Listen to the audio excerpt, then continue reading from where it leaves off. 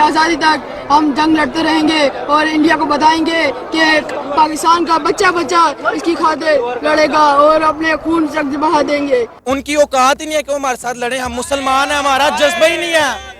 हम मुसलमान हैं, वो हमारे साथ लड़ ही नहीं सकते। इनको रहने नहीं देना चाहिए। जब तक मुसलमान नहीं बनेगा तब तक इधर न रहने दे। अच्छा, मतलब यहाँ कि हम देखते हैं कि हमारे जो बच्चे हैं, क्योंकि कौम का मुस्तकबिल होते हैं, वो बहुत ज्यादा रेडिकलाइज होते चले जा रहे हैं अपने नेबरिंग कंट्रीज को लेके, और जो वजह साबित होती है वो होता है पाकिस्तान का मुतालिया। जो बच्चा इस मुतालिए को पढ़ता है वो दुनिया को समझने की बजाय वो अपने नेबरिंग कंट्रीज को अपना दुश्मन जानने लगता है।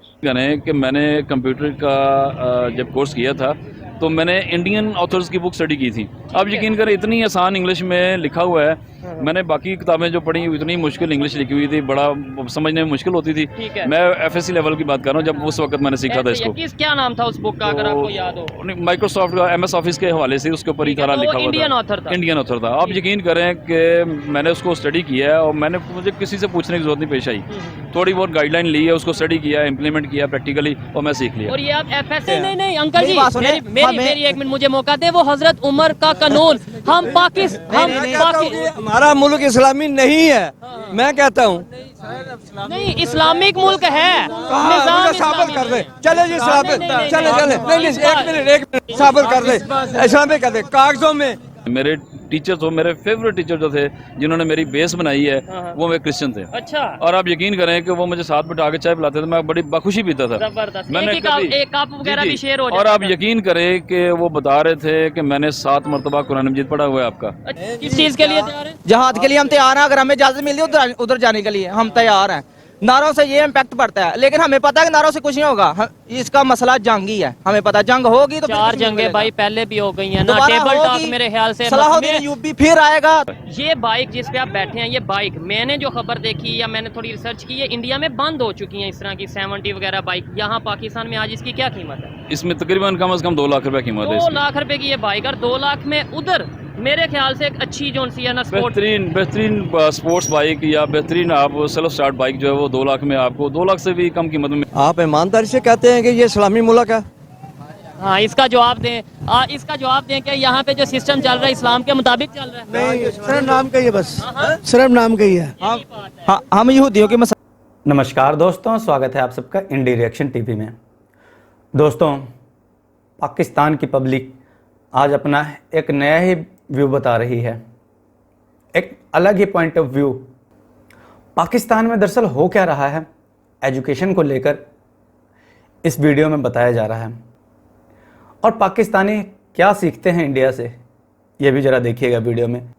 वीडियो बहुत ही इंटरेस्टिंग होने वाली है। वीडियो को लाइक कीजिएगा, चैनल को सब्सक्राइब करना ना भूलिएगा, और वीडियो पूरी ज़रूर देखिएगा। क्या करते हैं? मैं टीचर हूँ। टीचर है, जबरदस्त। क्या सब्जेक्ट पढ़ाते हैं? मैथमेटिक्स। फिर तो आपके ही रेलिवेंट आज जो हमारा टॉपिक है, 1947 में दोनों ने सफर स्टार्ट किया, दोनों आज़ाद हुए, पाकिस्तान इंडिया। आज पोल्स अपार्ट है, मतलब ज़मीन आसमान का फ़र्क है। उनकी इकॉनमी बहुत आगे, उनकी जो बिजनेस है, पॉलिटिकल स्टेबिलिटी, मतलब हर चीज़ में ऑलमोस्ट वो बेहतर नज़र आ रहे हैं, पाकिस्तान नहीं।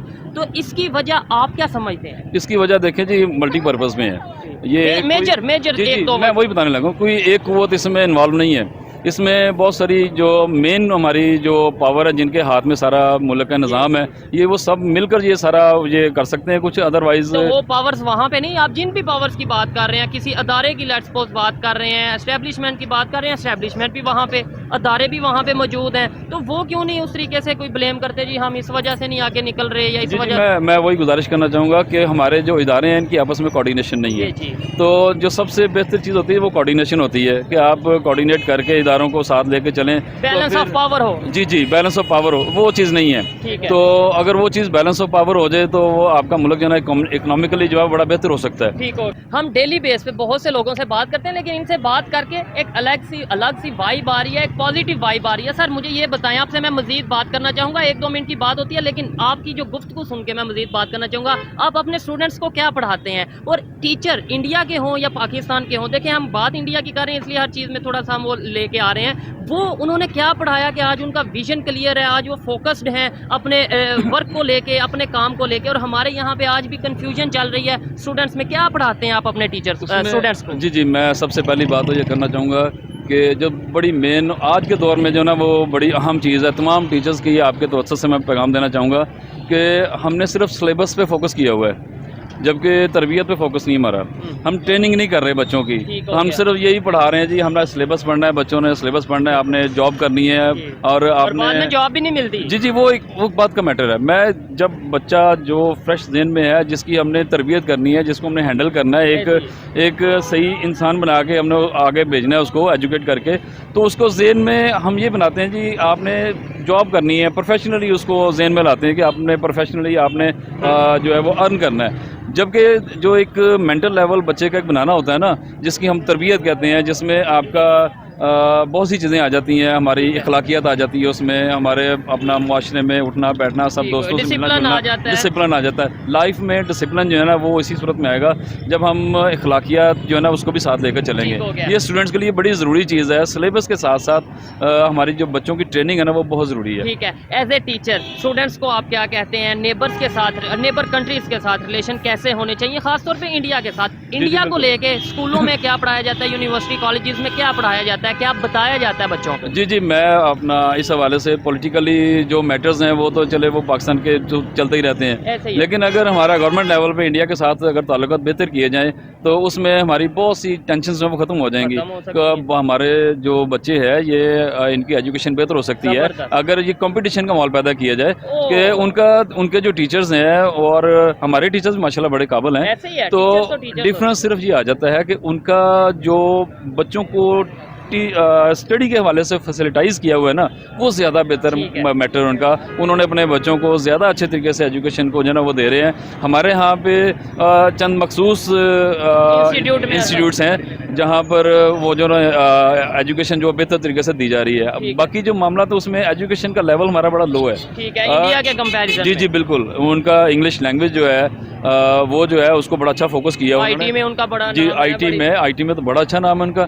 IT में उन्होंने पूरी दुनिया को जनाब उन्होंने नंबर 1 किया हुआ है अपने आप को। उन्होंने मैन्युफैक्चर कर रहे हैं, प्रोसेसर जो उनके मैन्युफैक्चर हो रहे हैं। ऐसे ही है। सर की एक बात मुझे बड़ी अच्छी लगी है कि कंपटीशन करो, मैं भी ये कहता हूँ इंडिया से कंपटीशन करो, मुकाबला करो, लेकिन वो हेल्थी कंपटीशन होना चाहिए। एजुकेशन में मुकाबला होना चाहिए, मेडिकल में की फील्ड में मुकाबला होना चाहिए, इंजीनियरिंग की फील्ड में मुकाबला होना चाहिए। मैं यहाँ पर ये भी कहूँगा जरूरी नहीं कि हम खुदा ना खासा नफरत का ही माहौल पैदा करें। वही कह रहा हूँ ना, पॉजिटिव एनवायरनमेंट होना चाहिए। नफरत खत्म होनी चाहिए और शिद्दत पसंदी नहीं होनी चाहिए। प्यार मोहब्बत और इखलाक सबके लिए होना चाहिए। और रिस्पेक्ट से जो है ना दूसरों की रिस्पेक्ट जो है बड़ी जरूरी चीज़ है, चाहे वो मजहब की हो या इंसान की हो। बिल्कुल। देखिए हमारा मजहब जो है ना इस्लाम अल्हम्दुलिल्लाह हमें यही सिखाता है कि सबसे पहले इंसान की रिस्पेक्ट है। ठीक है। तो सर आप टीचर हैं, अपने यहाँ के बच्चों को एजुकेट करो, वैसे क्यों नहीं वो दूसरों की रिस्पेक्ट करते? क्यों वो मिनट में उनमें जज्बा पैदा हो जाता है, अपने ही घर को फूंक देते हैं? रिस्पेक्ट करनी सिखाइए उन्हें, अच्छी एजुकेशन दीजिए।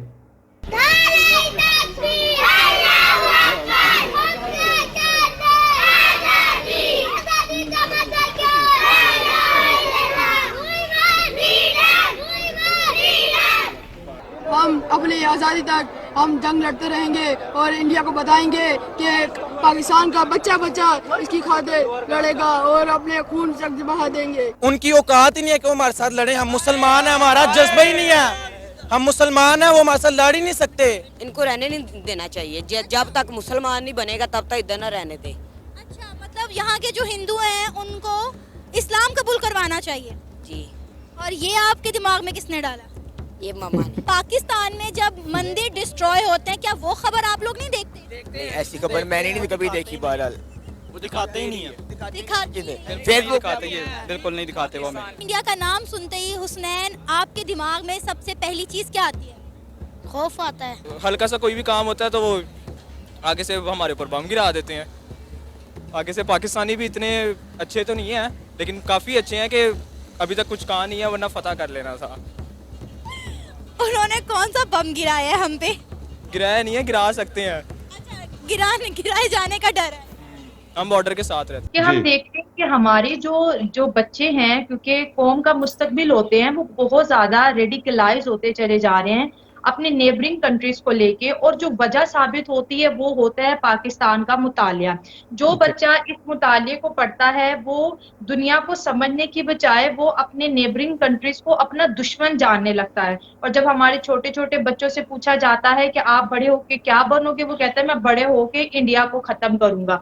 तो ये जो चीजें हैं, एक पढ़ा लिखा बंदा जब अपनी नौजवान बच्चों को, ये छोटे बच्चों के मुंह से ऐसे अल्फाज सुनता है, तो ये हमारे लिए लम्हा फिक्रिया है। मैं इस पे काम जब कर रही थी तो मैंने जब इस बुक का पहला पन्ना खोला तो उसके ऊपर एक डेफिनेशन हमें नजर आती है नजरिए की। ये कौन सी क्लास है? ये कौन सी क्लास की किताब है? स्टैंडर्ड 9 है। ये स्टैंडर्ड 9 है। अच्छा, स्टैंडर्ड 9।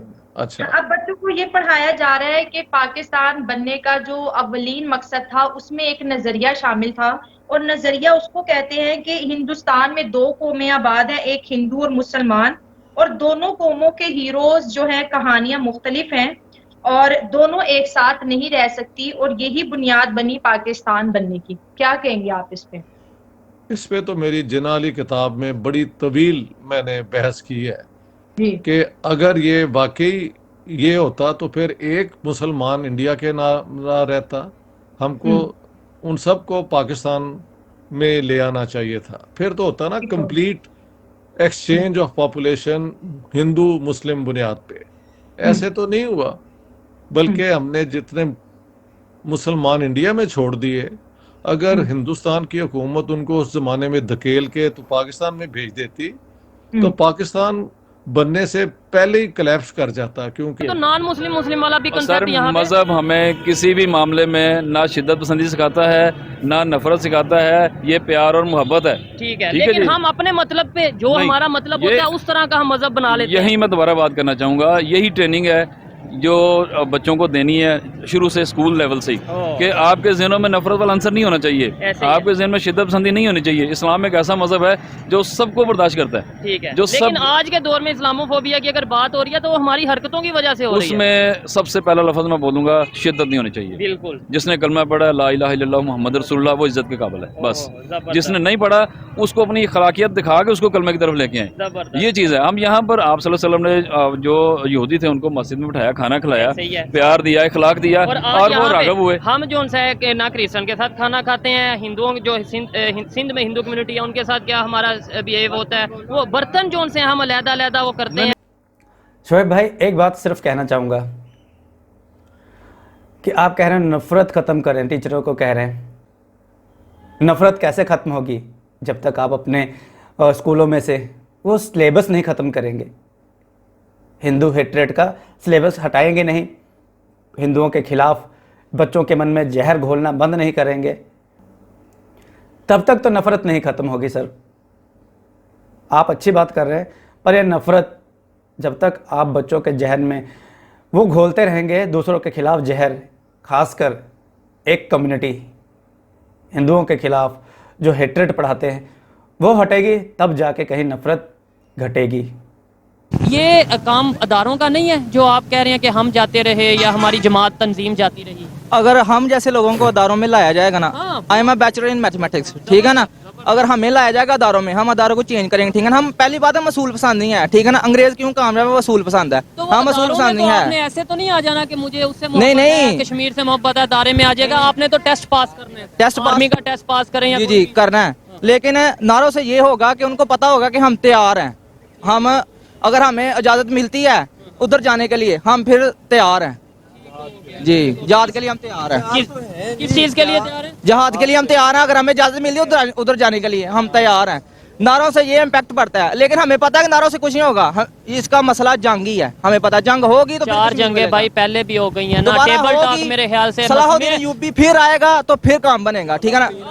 अच्छा भाई, मैं देखिए इनकी बात है ये कि कश्मीर का मसला पाकिस्तान की पॉलिसी के मुताबिक हल नहीं हो सकता। ठीक है, एक बात मैं छोटी सी बात करता हूँ, इनको सामने रख के बात करता हूँ। मैं कहता हूँ ये जो मुल्क है हमारा, अल्लाह ताला ने हमें नेमत बख्शी है ना, पाकिस्तान।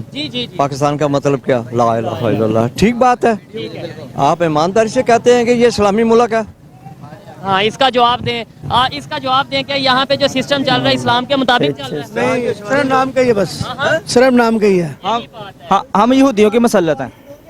जो वो कहते हैं हम वो मेरी बात सुने, बुनियादी तौर पर आज तमाम कानून जो हैं वो अंग्रेज के बनाए हुए हैं। अंग्रेज ने 4 सूबे बना के दिए इनको, वो चल रहे हैं, कानून भी उसी का चल रहा है।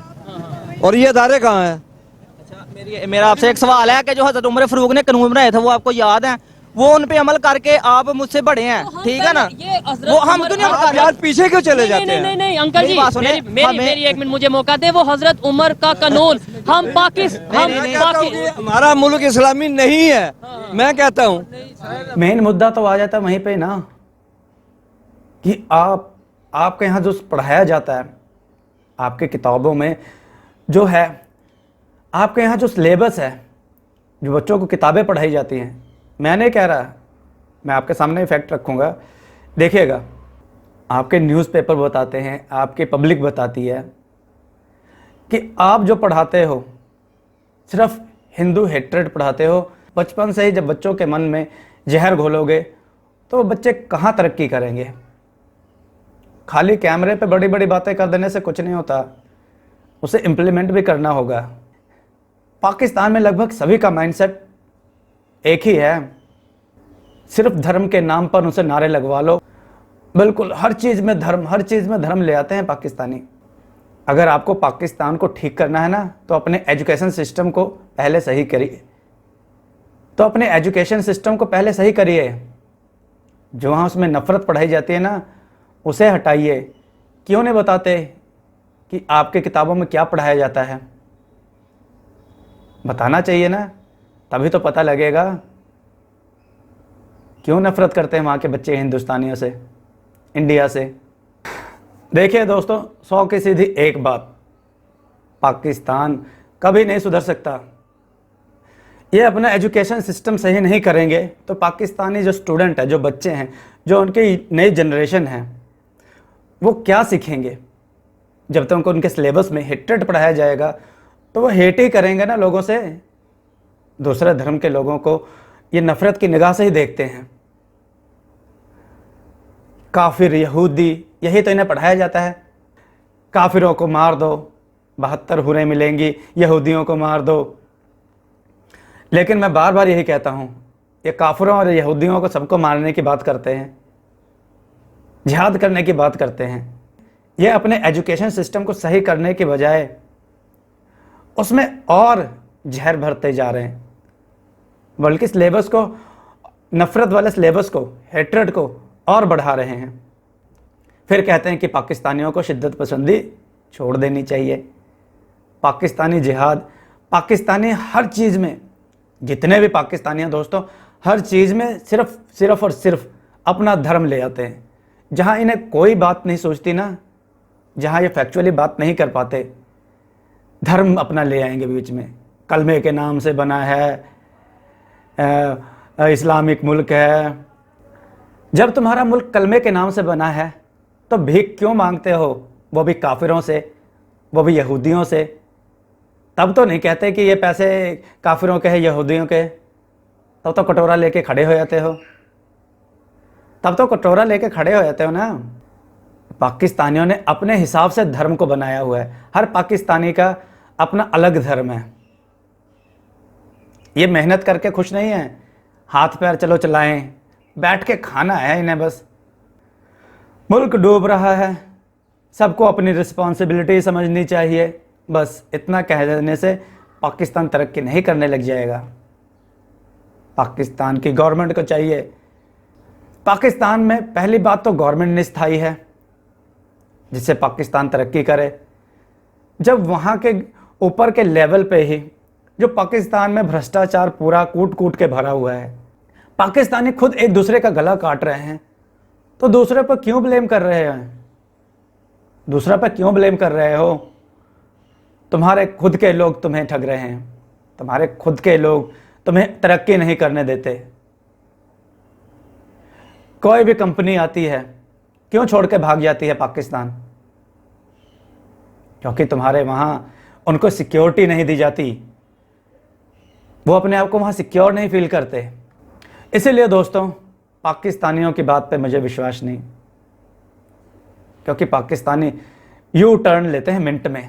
दोस्तों आपको यह वीडियो कैसी लगी कमेंट करके बताइएगा। वीडियो को लाइक कीजिएगा, चैनल को सब्सक्राइब कीजिएगा, वीडियो को शेयर कीजिएगा। जय हिंद, वंदे मातरम, भारत माता की जय, जय श्री राम।